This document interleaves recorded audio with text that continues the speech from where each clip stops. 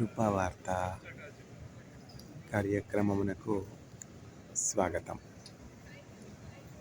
నేటి ధ్యానాంశము భయము, ఫియర్.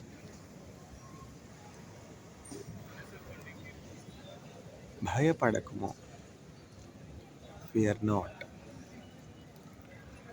దేవుడే నాకాశ్రయంబు, దివ్యమైన దుర్గమో, మహావినోదుడాపదల సహాయుడైనన్ బ్రోచును. అభయమభయమభయమేప్పుడానందమానందమౌగ,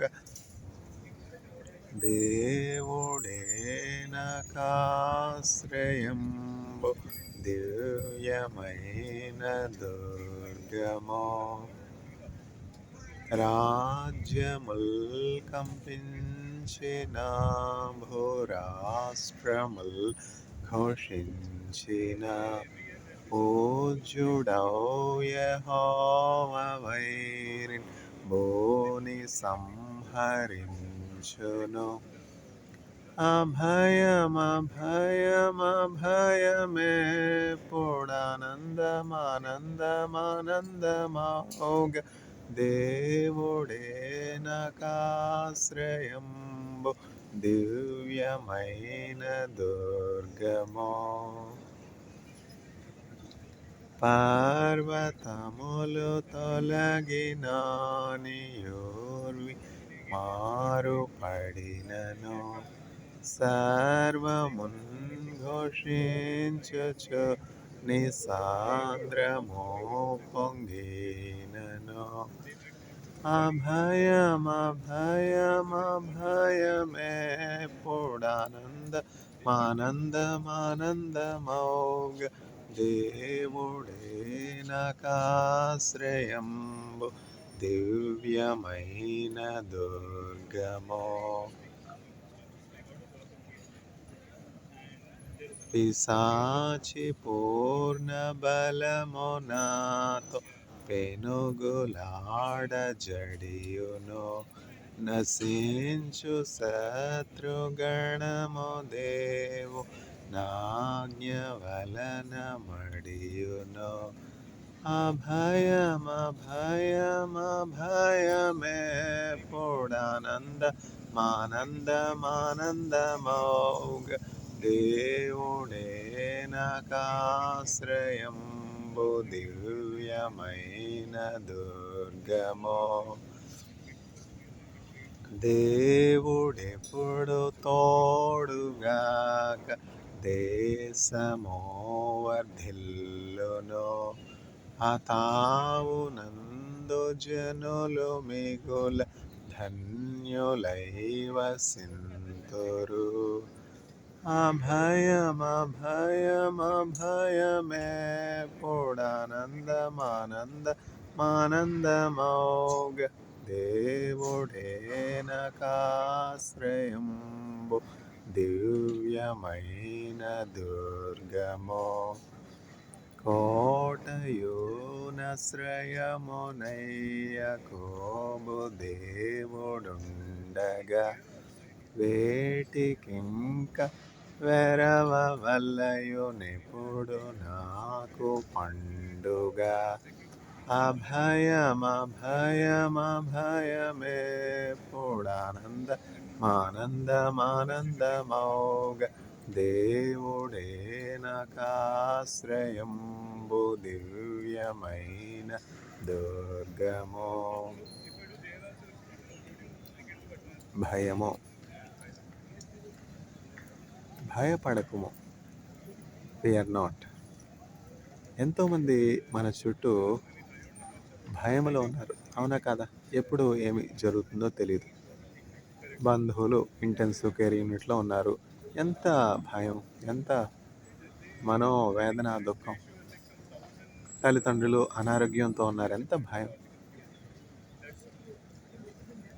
అనేకమైనటువంటి దుర్వార్తలు, అనేకమైనటువంటి చెడ్డ సమాచారాలు, భయమును కలిగించే వార్తలు, యాక్సిడెంట్లు. ఎంత భయం! ఒక స్నేహితుడు చక్కగా ఉండేవాడు, యాక్సిడెంట్లో చేయి కట్ అయిపోయింది, యాంప్యూటేట్ అయిపోయింది. ఎంత కష్టం! ఇప్పుడు కాలు కూడా సరిగ్గా నడవలేడు. శివశంకర్ అని ఎంతోమందికి సహాయం చేసే వ్యక్తి. చూసారా ఎంతలో జరగాలి యాక్సిడెంట్? ఎంత దుఃఖం, ఎంత కష్టం! కై కై అంటే చెయ్యి, చేతులు కాళ్ళు సరిగ్గా ఉంటేనే ఈ రోజుల్లో కష్టం. ఇంకొకళ్ళ మీద ఆధారపడితే ఆ బ్రతుకు ఎంత దుర్భరంగా ఉంటుంది. అన్న అవయవాలు సరిగ్గా ఉంటేనే, ఏ అవలక్షణం లేకుండా ఉంటేనే ముందుకు సాగట్లేదు. మానసిక విచారాలు, మనో బలహీనతలు, ఇట్లాంటి పరిస్థితులు ఇంకా అంగవైకల్యం కూడా ఉంటాయి. అట్లాంటిది యాక్సిడెంట్లో కాలు చేయి కోల్పోతే నిజంగా ఫిజికలీ ఛాలెంజ్డ్ పీపుల్ ఎంత బాధలో ఉంటారో, ఎంత కష్టంలో ఉంటారో. వాళ్ళతో మాట్లాడితే, వాళ్ళ దగ్గర కూర్చుంటే మనకు తెలుస్తుంది. కాలు యాంప్యూటేట్ అయిపోయి, చేయి యాంప్యూటేట్ అయిపోయి, ట్యూమర్స్ వల్ల క్యాన్సర్ హాస్పిటల్కి వెళ్ళి అక్కడ కష్టంలో ఉన్న పేషెంట్స్తో మాట్లాడితే ఒక్కొక్కళ్ళ గుండెలో ఉన్నటువంటి ఆ బాధ, దుఃఖం, ఒక్కొక్కరికి ఒక్కొక్క కష్టం, ఒక్కొక్కరికి ఒక్కొక్క దుఃఖం, ఒక్కొక్కరికి ఒక్కొక్క బాధ. అది స్టూడెంట్స్ అయితే వాళ్ళకి ఎంత భారం, ఎగ్జామ్స్ భయం, జాము, తర్వాత జేఈ, ఎంసెట్, ఆ సెట్, ఈ సెట్, ఆ సెట్, నీట్. ప్రపంచంలో ఎక్కడా లేనటువంటి సెట్స్ అన్నీ ఇండియాలోనే ఉన్నాయి. ఎంత స్ట్రెయిన్! జేఈ పాస్ అవ్వడం అంటే ఏమన్నా సామాన్యమా? తర్వాత union public service commission exams, interviews, ఇవన్నీ ఉన్నప్పటికీ సిఎస్ఆర్, జేఆర్ఎఫ్, గేటు, ఇన్ని కాంపిటేటివ్ ఎగ్జామ్స్ ఉన్నప్పటికీ ఎంత నిరుద్యోగం చూస్తున్నాం. ఎవరిలో నిరుద్యోగం చూస్తున్నాం? Highly accomplished scholars, highly accomplished students, సరైనటువంటి వాళ్ళ అర్హతకు, వాళ్ళ యోగ్యతలకు, వాళ్ళ డిగ్రీస్కి తగినటువంటి ఉద్యోగం పొందుకొనలేక ఎంత కష్టంలో ఉన్నారు. మన దేశం గురించి చెప్తాను. మన దేశంలో అట్లాంటి పరిస్థితి ఏర్పడడానికి గల కారణం స్కాలర్స్ అనలైజ్ చేసి చెప్పాలి కదా. దానియేలు అనే దైవజనుడు ఉన్నాడు. మర్మములు, మరుగైనటువంటి సంగతులు అతడు బయలుపరుస్తాడు. దేవుడి చేవ్రాత, గాడ్స్ హ్యాండ్ రైటింగ్ ఎవరు చూస్తాం? మనం ఎవరు చూస్తాం? దేవుని చేవ్రాత మోషే చూశాడు, తర్వాత డానియేలు చూస్తా అన్నాడు. బెల్తెషాజరు ఒక గ్రాండ్ పార్టీ అరేంజ్ చేశాడు. బెల్తెషాజర్ అంటే ఎవరైనా అడిగే కాలం వచ్చింది. బెల్తెషాజర్ అంటే ఆ కాలంలో మంచి పేరుగాంచినటువంటి దేశం. ఇప్పుడు యుఎస్ అంటాం కదా, అట్లా ఆ కాలంలో ఎంతో పేరుగాంచినటువంటి దేశం. ఏమిటి అంటే అసలు పెద్దవాళ్ళు చెప్పే మాట వినే సమయం పిల్లలకి ఎక్కడుంది ఇప్పుడు? పూర్వం అంటే చక్కగా ఈ టైంకి అందరూ పిల్లలు పండుకునేవారు. 9 అంటే మెలకుగా ఎవరన్నా ఉంటారా? ఇప్పుడంతా ఈటింగ్ హ్యాబిట్స్, స్లీపింగ్ హ్యాబిట్స్ అన్నీ మారిపోయాయి. ఎక్కడన్నా ప్రతి చోట ఈ ల్యాంప్స్ వచ్చేసాయి కదా. అందువల్ల న్యాచురల్ ల్యాంప్స్తో సంబంధం లేకుండా, తర్వాత బయలాజికల్ క్లాక్తో సంబంధం లేకుండా పనిచేస్తున్నాం. అట్లాంటి కాల పరిస్థితుల్లో మనం ఉన్నాం. We are indeed reading the last chronicles of planet Earth. అందువల్ల మనం జాగ్రత్తగా యెరూషలేములో జరుగుతున్నటువంటి సంభవాలను మనం గమనించవలసి ఉన్నది. ఈ దినముల అంతమందు మానవులందరూ కూడా యేసుక్రీస్తు ప్రభు తట్టు తిరిగి రక్షింపబడాలి. ఎవరైతే యేసుక్రీస్తు ప్రభుని నమ్ముకుంటారో, యేసుక్రీస్తు ప్రభునందు విశ్వాసం ఉంచుతారో వాళ్ళు అన్ని పరిస్థితుల్లోనూ ధైర్యంగా ఉంటారు. నీ వలన బలమునందో వారందరూ ధన్యులు, వారెల్ల వేళలందో ధైర్యముగా జీవింతురు. ధన్యులు, ధన్యులు, ధన్యులు, ధన్యులు, ధన్యులు, ధన్యులు, ధన్యులు, ధన్యులు, ధన్యులు, ధన్యులు, యెహోవా దేవునిగా గలవారి ధన్యులు, ధన్యులు, ధన్యులు. ధన్యులు అంటే ఏమిటంటే బ్లెస్డ్ పీపుల్. బ్లెస్సింగ్స్ రావాలి ఎప్పుడు కూడా. మన నోటి నుంచి ఏం రావాలి? తదాస్తు దేవతలు అంటారు కదా. అందువల్ల ఎప్పుడు కూడా మనం మంచిగా మాట్లాడాలి. ఒకళ్ళ గురించి చెడు మాట్లాడకూడదు. అది పిల్లలకి అలవాటు చేయాలి. పూర్వం ఈ జానీ జానీ, యెస్ పాపా, ఈటింగ్ షుగర్, నో పాపా అనేది కూడా తప్పు అని తల్లిదండ్రులు పిల్లలకి చెప్పేవారనమాట. చిన్న చిన్న విషయాల్లో కూడా అబద్ధం ఆడకూడదు. పంచదార తిన్నావా బాబు అంటే తిన్నానని చెప్పాలి నాయన. పంచదార, చక్కెర ఆరోగ్యానికి మంచిది కాదు. అట్లా తినకూడదు. చక్కెర తినద్దు, ఈ పండు తిను అని చెప్పి పిల్లల్ని ప్రేమతో సంస్కరించాలి. చిన్న విషయాలే. కఠినంగా వ్యవహరించకూడదు. కొట్టకూడదు. పిల్లలతో ప్రేమగా మాట్లాడాలి. పిల్లల్ని కొడితే వాళ్ళు అదే అలవాటు చేసుకుంటారు. తమతోటి క్లాస్మేట్స్ని కొడతారు. పెద్దవాళ్ళనే పెద్దవాళ్ళకే మాటలు అర్థం కావట్లా. మంచి మనిషికి ఒక మాట, మంచి గొడ్డుకి ఒక దెబ్బ. అట్లా గొడ్డు లాంటి మనుషులను కొట్టాల్సిన పరిస్థితి ఏర్పడుతుంది. అది వేరే విషయంలేండి. పిల్లల్ని ఎంతో ప్రేమగా చూసుకోవలసినటువంటి అవసరత ఎంతైనా ఉంది. పూర్వం ఏంటంటే spare the rod and spoil the child అని సామెత. ఇప్పుడు ఏమిటంటే spare the rod and shape the child అనేది సామెత. ఏమిటో ఏం అర్థం కావట్లేదు కదా. అంటే ఏంటంటే పిల్లల్ని ప్రేమతోనే మనం మార్చగలం. ప్రేమతో వారిని సంస్కరించగలం. ఇప్పుడు చూడండి, పొట్లకాయ ఉంది. పొట్లకాయ పొడుగ్గా పెరగాలని చెప్పి ఆ పెరిగినటువంటి పాదుకున్నటువంటి ఆ పొట్లకాయని వంచడానికి ప్రయత్నిస్తే ఏమవుతుంది? విరిగిపోదా? మొదటికే మోసం వస్తుంది. అది అప్పుడు కాదు చేయాల్సింది, ముందుగానే చేయాలి. పిల్లలు మా మాట వినట్లేదు, మాకెంతో భారంగా ఉంది, ఎంతో భయంగా ఉంది, ఏం చేస్తారో, ఏమైనా చేసుకుని వెళ్ళిపోయి ఏ కష్టంలో పడతాడో అని మాకు భయంగా ఉంది. ఇప్పుడు ఏటి సుఖమే ఉంది? చిన్నప్పటి నుంచి ఆ పెంపకం సరిగ్గా ఉండొద్దు. ఇప్పుడు పొట్లకాయ ఉంది. పొట్లకాయ ఏం చేస్తారంటే చక్కగా ఆ పాదుకున్నప్పుడే ఒక తాడు కట్టి ఆ తాడు కింద రాయి కడతారు. అప్పుడు ఆ పొట్లకాయ ఏంటంటే చక్కగా నిలువుగా పెరుగుతుంది.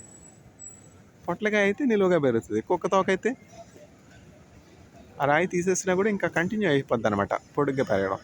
అది కుక్క తోక కట్టి చూడండి. ఒకరోజు కట్టి చూశారు, రెండో రోజు తీశారు, మళ్ళీ ఏమవుతుంది? ఆ కుక్క తోక వంకర.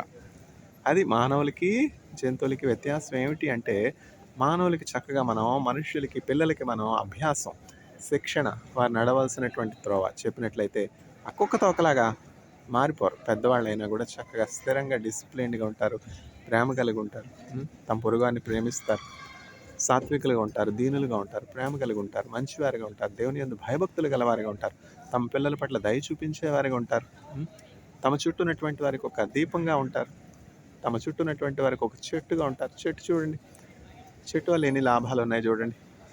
ఇప్పుడు మన చుట్టూ చూసినట్లయితే ఏం కనబడుతున్నాయి? ఇవన్నీ చెట్లు, తర్వాత క్రింద పచ్చగడ్డి. ఇట్లాంటి ఏకాంత వాతావరణం, ప్రశాంతమైనటువంటి వాతావరణం దొరకడమే ఈ చెన్నై మహానగరంలో చాలా కష్టం. చెన్నైలోనే కాదు, చెన్నైలో కానీ, కోల్కతాలో కానీ, బెంగళూరులో కానీ, హైదరాబాద్లో కానీ, ఈ మెట్రోపాలిటన్ సిటీస్ ఏమి తీసుకున్నా కూడా హైలీ పాపులేటెడ్ కదా, హైలీ పాపులేషన్ డెన్సిటీ కదా. ప్రతి చోట మనం ఏం చూస్తూ ఉన్నాం? పొల్యూషన్. నేను చైనా వెళ్ళే అవకాశం వచ్చినప్పుడు ఏమనుకున్నానంటే, హాయ్ బాబోయ్, చైనా ఇండస్ట్రియల్లీ అడ్వాన్స్డ్ కంట్రీ కదా, బాగా ఇండస్ట్రియల్లీ డెవలప్ అయింది, populous country, population density India కంటే పాపులేషన్ డెన్సిటీ తక్కువే. ఇండియా పాపులేషన్ డెన్సిటీ ఎంత అంటే నియర్లీ 3.5 టైమ్స్ చైనా కంటే పాపులేషన్ డెన్సిటీ ఎక్కువ.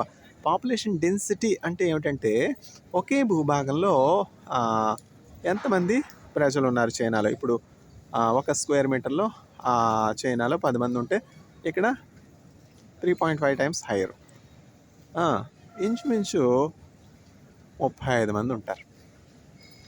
అంటే ఏమిటి? ఆ ఉన్నటువంటి రీసోర్సెస్ మంది ఎక్కువైతే మజ్జిగ పాల్సిన అవదా? అట్లా ఒకే ప్రాంతంలో జనాలు ఎక్కువ, ఆ పాపులేషన్ డెన్సిటీ పెరగడాన్ని బట్టి, ఎక్కువ జనాలు ఉండటాన్ని బట్టి ఏం జరుగుతుందంటే అవకాశాలు తగ్గిపోతున్నాయి. అందుకని చెప్పి జాబ్ ఆపర్చునిటీస్, టాలెంట్ ఉన్న వాళ్ళు కూడా తగ్గిపోతున్నాయి. అప్పుడు ఏం చేయాలి? ఇప్పుడు చూడండి, చీఫ్ మినిస్టర్స్ డీకే శివకుమార్ గారు ఉన్నారు. ఆయన చక్కగా హార్డ్ వర్క్ చేస్తూ ఉన్నారు. వాళ్ళని మనం ప్రార్థనలు ఎత్తిపట్టుకోవాలి, వాళ్ళ ప్రార్థనలో అప్హోల్డ్ చేయాలి. వాళ్ళకి దేవుడు మంచి ఆరోగ్యాన్ని ఇవ్వాలి, మంచి సహాయకులు పంపాలి. యోగి ఆదిత్య గారు ఉన్నారు, వారి కొరకు ప్రార్థన చేయాలి.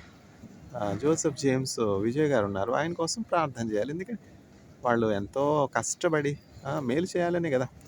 ప్రజలకు మేలు చేయాలని చేస్తున్నారు. కానీ వాళ్ళ చేతిలో ఏముంది చెప్పండి? వాళ్ళొక్కళ్ళు కాదు కదా! ఇదేమా అరిస్టోక్రసీయా చెప్పండి? డెమోక్రసీ అయ్యే.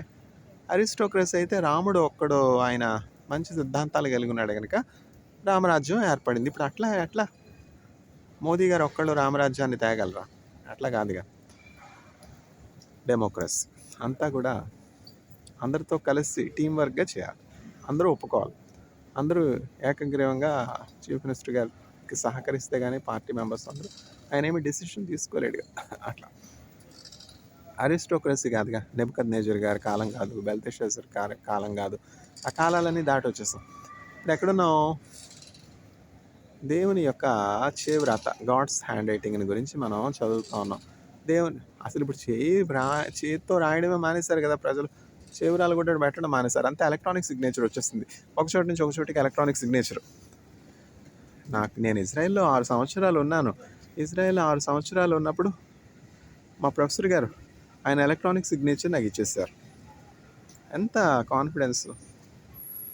నాకు ఎక్కడన్నా ఏమైనా సంతకాలు కావాలంటే ఆ ఎలక్ట్రానిక్ సిగ్నేచర్ సార్ నేను ఇది యూస్ చేసుకుంటున్నాను అని చెప్పి ఆయన యాబ్సెన్స్లో, అంటే ఆయన ఎక్కువ అబ్రాడ్ వెళ్తూ ఉంటారనమాట.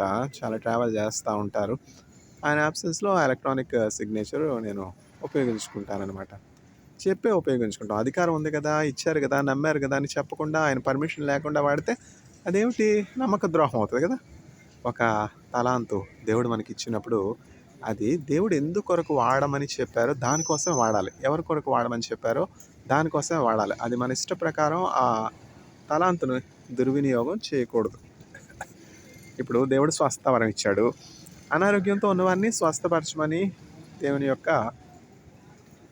శక్తిని అనేకులకు అందజేయమని దేవుడు ఇస్తూ ఉన్నాడు. అంతే కదా.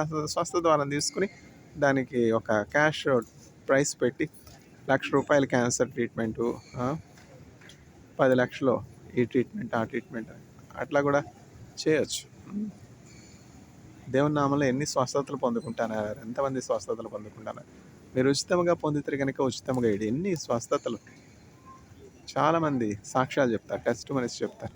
టెర్మినల్ ఇల్నెస్, సిక్నెస్తో డాక్టర్స్ ఇంకా ట్రీట్మెంట్ అవసరం లేదు అని చెప్పిన తర్వాత ఇంకా మేము బ్రతికున్నామంటే అది కేవలము యేసుక్రీస్తు ప్రభు నామంలో ప్రార్థన చేస్తాము. ఆయన డిఎన్ఏలో మార్పు కలుగజేస్తారో, రక్తంలో మార్పు కలుగజేస్తారో, ప్లాస్మాలో మార్పు కలుగజేస్తారో, బోన్ మేరాలో మార్పు కలుగజేస్తారో అది మనకి తెలియదు. కానీ ఆయన స్వస్థత ఇస్తారు. సైన్స్కి అందనటువంటి అద్భుతాలు, ఆశ్చర్యాలు గతంలో జరిగాయి, ఇప్పుడు కూడా జరుగుతున్నాయి. ఇప్పుడు మనం యేసుక్రీస్తు ప్రభుని నమ్మినప్పుడు. ఇందాక మా ప్రొఫెసర్ గారు ఒక మంచి నాలెడ్జబుల్ ప్రొఫెసర్ గారితో మాట్లాడాను. ప్రొఫెసర్ ఇంద్రపాల్ సింగ్ ఐడహన్ సార్ అని. ఎంత నాలెడ్జ్! వాళ్ళతో ఒక్క 10 నిమిషాలు మాట్లాడితే 10 పుస్తకాలు చదివినంత నాలెడ్జ్ అనమాట. హిబ్రూ భాషలో విశ్వాసాన్ని యమున అంటారు అని స్పష్టంగా చెప్పారు. నాకు ఇప్పటివరకు తెలియదు. ఇజ్రాయెల్ 6 సంవత్సరాలు ఉన్నాను. ఫెయిత్ని ఎప్పుడు చదివాను, మర్చిపోయాను. చక్కగా అట్లాంటి వాళ్ళతో మాట్లాడినప్పుడు ఏం జరుగుతుందంటే రివిజన్. జూయిష్ పీపుల్ అట్లనే. జూయిష్ పీపుల్ ఏమిటంటే వాళ్ళ స్టూడెంట్స్ని కానీ వాళ్ళ పిల్లల్ని కానీ అట్లా వాళ్ళ టేబుల్ దగ్గర కూర్చోబెట్టుకుని వాళ్ళతో ఎక్కువ మాట్లాడతారు. ఫస్ట్ హ్యాండ్ ఇన్ఫర్మేషన్ అనమాట. వాళ్ళతో ఎక్కువ ఇంటరాక్ట్ అవుతారు. ఆ జూయిష్ ట్రెడిషన్ ఏంలో చూస్తూ ఉన్నాను. ఇంద్రపాల్ సింగ్ ఐడహన్ సార్ నాతో ఎంతసేపు మాట్లాడారు? ఒక గంట సేపు మాట్లాడారు, నిలబడి నడుస్తూ. అదేమిటది? ఇప్పుడు ఆయన ఏజ్ ఎంత? 65. 65లో కూడా వాళ్ళంతా ఆరోగ్యంగా ఉండడం, తర్వాత వాళ్ళకి కలిగినటువంటి ఆ నాలెడ్జ్ని నెక్స్ట్ జనరేషన్కి పాస్ చేయడం. జూయిష్ పీపుల్ అది ఉందన్నమాట. అందుకనే కదా మనం ఇప్పుడు బైబిల్ పట్టుకున్నాం. నా దగ్గర ఇప్పుడు బైబిల్ ఉంది. ఎట్లా? నా దగ్గర కాదు, ప్రతి సామాన్యుని చేతిలో బైబిల్ ఉంది, ప్రతి గృహంలో బైబిల్ ఉంది. అంటే అది ఎట్లా సాధ్యమవుతోంది అంటే ఆ జూయిష్ పీపులేగా. ఆ జూయిష్ పీపుల్ అట్లా లిటరేచర్ అట్లా భద్రం చేయబట్టే కదా ప్రపంచంలో అత్యధికంగా పబ్లిష్ అయిన పుస్తకం ఏంటంటే బైబిలే. చాలా పుస్తకాలు పబ్లిష్ అవుతాయి. ఒకనొక బుక్ ప్రపోజల్ రాస్తూ ఉన్నప్పుడు మీ బుక్ లైఫ్ స్పాన్ ఎంత అని ఒక క్వశ్చను. దానికి నేను 100 years అని రాశాను. తర్వాత మీ బుక్, మీరు రాస్తున్నటువంటి పుస్తకంలో పబ్లిష్ అయినటువంటి వర్క్ శాతం ఎంత? 50% అని రాశాను. తర్వాత ఆ ప్రపోజల్ని అహరోన్ గారికి, అంటే నా కో ఆథర్ గారిని జూయిష్ మెంటర్‌కి పంపించాను. సార్ ఇది బుక్ ప్రపోజల్ సబ్మిట్ చేస్తున్నాను. మీ అప్రూవల్ కోసం పంపుతున్నానంటే 80స్‌లో ఉన్నటువంటి ఆ ప్రొఫెసర్ గారు చక్కగా స్కాన్ చేసి 100 తీసి పారేసి 10 అని రాశారు. అంటే మీ book life span shelf life ఎంత అంటే 100 ఇయర్స్ కాదు 10 ఇయర్స్ అని రాశారు. అంటే ఏంటంటే నాలెడ్జ్ ఎక్స్‌ప్లోజన్ ఇప్పుడు అంతగా ఉంది. మన పుస్తకం మార్కెట్‌లో 10 సంవత్సరాలు ఉంది. 10 సంవత్సరాలు కొనుగోలు చేస్తా ఉన్నారంటే అదే ఎక్కువ. ఎందుకంటే నాలెడ్జ్ అంతా విరివిగా అంత క్విక్‌గా చేంజ్ అయిపోతా ఉంది. కొత్త నాలెడ్జ్, కొత్త నాలెడ్జ్, కొత్త నాలెడ్జ్, కొత్త బుక్స్ వస్తున్నాయి. పాత చింతకాయ పచ్చడి మంచిదే. ఆవకాయ, మాగాయ ఎంత ఎన్ని సంవత్సరాలైతే అంత రుచి. కానీ అన్ని పుస్తకాలు అట్లా ఉంటాయా? ఆవకాయ ఊరగాయలాగా, మాగాయ ఊరగాయలాగా, పాత చింతకాయ పచ్చడిలాగా నా పుస్తకం 100 సంవత్సరాలు ఉంటుందని రాస్తే ఇప్పుడు ఆ కాలం పోయింది. ఆవకాయ, మాగాయ, చింతకాయ ఎవరు తింటా ఉన్నారు? ఇప్పుడంతా కూడా ఫాస్ట్ ఫుడ్లు కదా! అందుకని చెప్పి ఆ 100 కొట్టేసి 10 అనేసారు. తర్వాత పబ్లిష్డ్ వర్క్ ఎంత ఉంటుందని పుస్తకంలో ఉంది కదా! అది 50% అని రాశాను కదా! ఆ 50% కొట్టేసి 100% అని రాశాను. చూడండి వాళ్ళ దగ్గర నేర్చుకోవడానికి మనకి ఎంతైనా నాలెడ్జ్ ఉంది. ఎందుకని? బుక్ ఒకళ్ళు పబ్లిష్ చేస్తా ఉన్నారు. పబ్లిషర్స్ అంటే క్రొత్త new data, new information publish అవ్వని రిజల్ట్స్ నమ్మి ఎవరు పబ్లిష్ చేస్తారు? ఆల్రెడీ పబ్లిష్ అయిందా అది branded standard information, first hand standard information. అందువల్ల పబ్లిషర్స్ మనల్ని నమ్మి పబ్లిష్ చేస్తారు. పబ్లిష్ కానటువంటి వర్క్ 50, పబ్లిష్ అయిన వర్క్ 50 అంటే ఏ పబ్లిషర్స్ ఆ రెస్పాన్సిబిలిటీ తీసుకుంటారు? చూసారా ఎంత నాలెడ్జ్, ఎంత నాలెడ్జ్. ఆయన ఎన్నో చూశారు. ఆయన ఎన్నో బుక్ ప్రపోజల్స్ చూశారు. ఇప్పుడు నా వయసు 45, ఆయన వయసు 85. గ్యాప్ లేదా? ఆ 40 ఇయర్స్లో ఆయన ఎంత నేర్చుకున్నారు? అందువల్ల నా కుమారుడా, నీ తల్లి ఉపదేశమును నిర్లక్ష్యం చేయకు, నీ తండ్రిని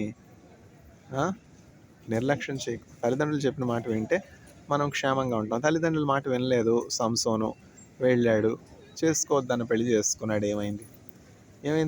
చెప్పండి. చావలా? తలంతా గొరిగించారు. నీ శక్తి, నీ బలము ఎక్కడుందో ఆ సీక్రెట్ డిస్క్లోజ్ చేయొచ్చో చెప్పండి. చేయకూడదని తల్లిదండ్రులు చెప్పలా? నాయన సంసోను, నీవు కారణ జన్ముడవు, నీవు పుట్టడానికి ఒక కారణం ఉంది. మేము పిల్లలు లేనటువంటి వారముగా ఉన్నప్పుడు ఇశ్రాయేలు పరిశుద్ధ దేవుడైనటువంటి యెహోవా నామములో ప్రార్థన చేస్తాను అని చింతలో ఉన్నాం. పిల్లలు లేకపోతే భయం. అయ్యో మాకు పిల్లలు పుడతారో పుట్టరో, పిల్లలు లేకపోతే మా ఆస్తికి వారసులు ఎవరు? ఒక చింత, ఒక భయం, ఒక బాధ. అట్లా పొలంలో పని చేసుకుంటూ ఉన్నారు భార్యాభర్తలు ఇద్దరు. అంటే ఇజ్రాయెల్ అగ్రికల్చరల్ ల్యాండ్ కదా, అక్కడ ఫార్మింగ్ ఎక్కువ. కిబుట్స్ ఇలా పని చేసుకుంటూ ఉన్నారు. అప్పుడు ఒక దేవదూత ప్రత్యక్షమై మనోహ యొక్క భార్యతో చెప్తా ఉంది, నీవు గర్భవతి అవుతావమ్మా, ఒక మగ శిశువుని కంటావు, అతడు గొప్ప బలాఢ్యుడవుతాడు, అతడు ఇజ్రాయేలీని కాపాడుతాడు, విమోచిస్తాడు, వాళ్ళ శ్రమల నుంచి వాళ్ళని ఆదరిస్తాడు, వాళ్ళకు ఒక కాపుదలగా ఉంటాడు, ప్రొటెక్షన్గా, సేవియర్గా ఉంటాడమ్మా. అందువల్ల నీ గర్భంలో శిశువు పుట్టినప్పటి నుంచి తర్వాత డెలివరీ అయ్యేంత వరకు, ఆ శిశువుకి నీవు జన్మనిచ్చేంత వరకు ద్రాక్ష తీగ నుంచి వచ్చిందేమి కూడా నీవు తాగకూడదు, ద్రాక్ష రసమును సేవించకూడదు, మద్యమును సేవించకూడదు. ఎందుకంటే నీ గర్భంలో ఉన్నటువంటి శిశువు దేవునికి ప్రతిష్ఠింపబడినటువంటి, నాజీరు చేయబడినటువంటి వాడు. అతని తల మీద ఎప్పుడు కూడా మంగళకత్తి పడకూడదు. ఈ ఇన్స్ట్రక్షన్స్ అన్నీ వచ్చాయిగా, రాకపోతేనా? దేవుడు చెప్పలా? ఆ ఇన్స్ట్రక్షన్స్ మనలో అందరికీ వస్తూ ఉన్నాయి, మనం తీసుకోవద్దు. ఒక పాస్టర్ గారు, ఒక ఫాదర్ గారు ఏమని చెప్పారంటే చర్చ్లో, ఎక్కడ చర్చ్ కాదులేండి, Israel Catholic church, Saint Peter's church. Father గారు ఏమన్నారంటే, బైబిల్ యొక్క ఫుల్ ఫామ్ ఏమిటి అంటే basic instruction before leaving earth. ఈ భూలోకాన్ని అందరూ విడిచి వెళ్ళాలా? కొందరే విడిచి వెళ్ళాలా? అందరూ విడిచి వెళ్ళాలి కదా. ఆ విడిచి వెళ్ళే ముందు ఆ ఇంట్రడక్టరీ బేసిక్ ఇన్స్ట్రక్షన్ చాలా అవసరం. అందరూ చదవాలి బైబిల్. చదివే సమయం ఎక్కడుంది చెప్పండి? ఎవరికి టైం ఉంది? ఇప్పుడు ఈ హిమాలయాలో ఎంతోమంది స్టాఫ్ ఉన్నారు. పాపం ఉదయం నుంచి రాత్రి వరకు వాళ్ళకి వంట చేయడం, వంట పాత్రలు తుడుచుకోవడం, వంట పాత్రలు కడుక్కోవడం, తోముకోవడం. అంత మాత్రం కాదు, రాత్రి 3 గంటల వరకు పనిచేస్తారు కష్టపడి. ఏమిటి? ఆ సబ్బు నీళ్ళు పెట్టి, ఆ సబ్బు నీళ్ళు చిమ్మి, తర్వాత ఫ్లోర్ అంతా క్లీన్ చేసి అద్దంలాగా పెడతారు ఫ్లోర్. దీనంతటికి పని అవసరం కదా! ఎంత ప్రయాస, ఎంత ప్రయాస, ఎంత ప్రయాస, ఎంత కష్టం, ఎంత కష్టపడతా ఉన్నారు. వీళ్ళకి బైబిల్ చదవడానికి టైము ఎట్లా ఉంటుంది చెప్పండి? ఎక్కడ ఉంటుంది చెప్పండి? ఇట్లాంటి వీడియోస్ చక్కగా పెట్టుకొని అవి వింటూ పడుకుంటే ఎంత విశ్రాంతిగా ఉంటుంది. సూక్ష్మంలో మోక్షం కదా! బైబిల్ గ్రంథం అంతా జీవిత అనుభవాల ద్వారా సులువైనటువంటి కథలుగా చెప్పాలి. అప్పుడు ఆ బైబిల్ గ్రంథాన్ని వాళ్ళు జీవితానికి అన్వయించుకుంటారు. అందువల్ల నీవు ద్రాక్ష రసాన్ని తాగకూడదమ్మా అని చెప్తే ఆవిడ తాగదు. ద్రాక్ష వల్లి నుంచి వచ్చినటువంటి ఏ ద్రాక్ష పండ్లు కూడా తిందో. అట్లా ఆవిడ బాగానే ఉంది, తల్లిదండ్రులు బాగానే ఉన్నారు. కుమారుడికి వచ్చింది అంట సంసోన్.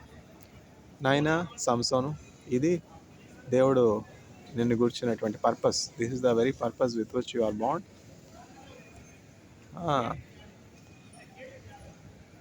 నీ తల మీద ఎప్పుడు కూడా మంగళగత్తి పడకూడదయ్యా, నీ బలం అక్కడ ఉన్నది అని చెప్పి చెప్తాడు. మనోహ తర్వాత మనోహ భార్య చెప్తారు. అతని యొక్క బలం యొక్క రహస్యము స్త్రీకి మోహానికి దాసోహుడు చేసి శరీర సంబంధమైనటువంటి ఇచ్చలకు స్థలం ఇచ్చి చెప్పినప్పుడు ఏం జరిగింది? నున్నగా అతని తలంతా గొరిగి వేశారు. బలం పోయింది, బలహీనుడైపోయినాడు. అంత మాత్రం కాదు, కళ్ళు పొడిచారు, కళ్ళు తీసేస్తారు, గుడివాడైపోయినాడు. కట్టబడి తినేను గట్టి తాళ్లతోను, లేదు నాలు జీవం ఎరుగనైతి మార్గం. తాళ్లతో వారి యొక్క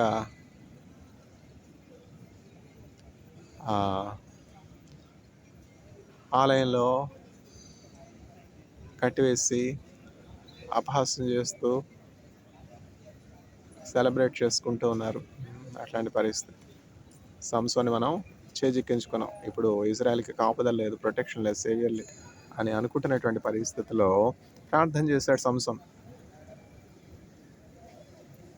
ప్రభువా, ఈ ఒక్కమారు నన్ను నీ కృపలో జ్ఞాపకం చేసుకో. భూమిని ఆకాశాన్ని సృజించిన సర్వసృష్టి గల ప్రభా, ఇజ్రాయెల్ పరిశుద్ధ దేవ. అసలు భయం అంటే తెలియదు సంసోనికి, కానీ ఇప్పుడు చూడండి ఎంత కష్టం వచ్చింది.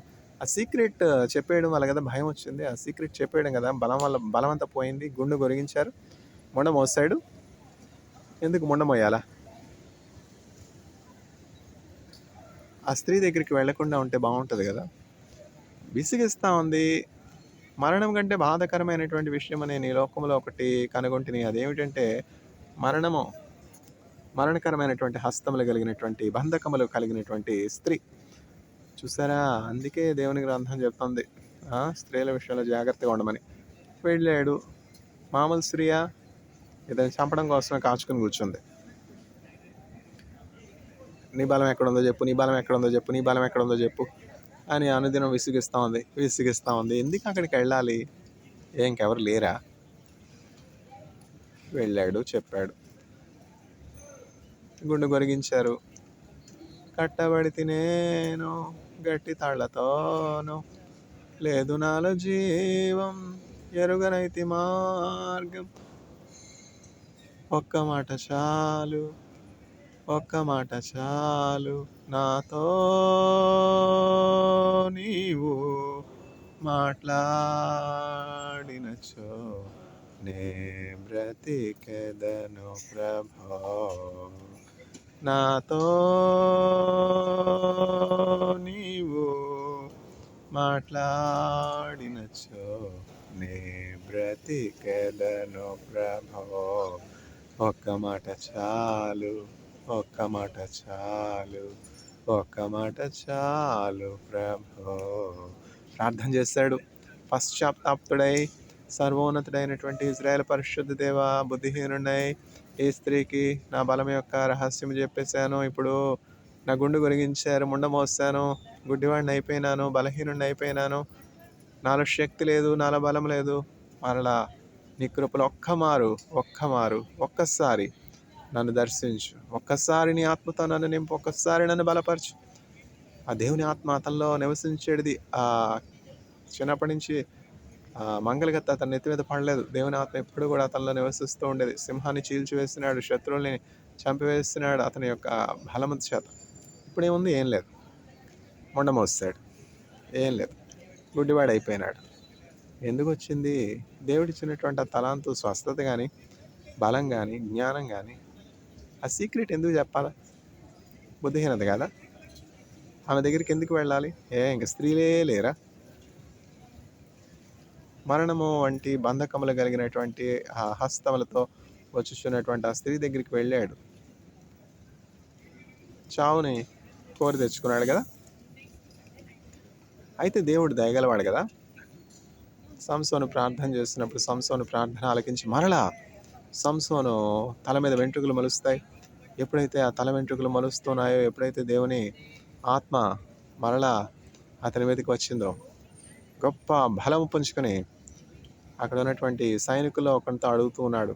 ఈ గొప్ప ఆలయానికి ఆధారముగా ఉన్నటువంటి ఆ స్తంభములు ఎక్కడున్నవో నాకు చూపించండి. నేను కొంచెం ఆనుకొనాలి. అలసిపోయి ఉన్నాను, బలహీనుడిగా ఉన్నాను, సొమ్మసిల్లిపోతున్నాను. ఈ గొప్ప ఆలయమునకు ఆధారముగా ఉన్నటువంటి ఆ స్తంభములు ఎక్కడున్నవి నాకు చూపించండి. నేను స్తంభం మీద ఆనుకుంటానయ్యా అని అడిగాడు. కళ్ళు లేవుగా, కళ్ళు కనబడట్లేదుగా.